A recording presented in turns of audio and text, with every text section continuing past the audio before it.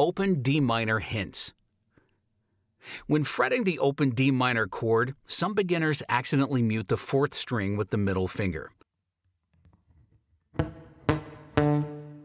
So make sure that your middle finger comes down a bit and doesn't touch the string above.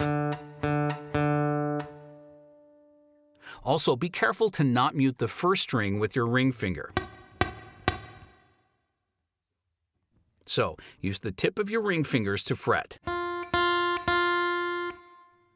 This can be a bit tricky, so it's good with some extra practice on this. Now, grab the chord and pick all strings one by one, starting with the fourth string. If any string is muted, try to adjust your hand and fingers until all strings ring out with a clear sound.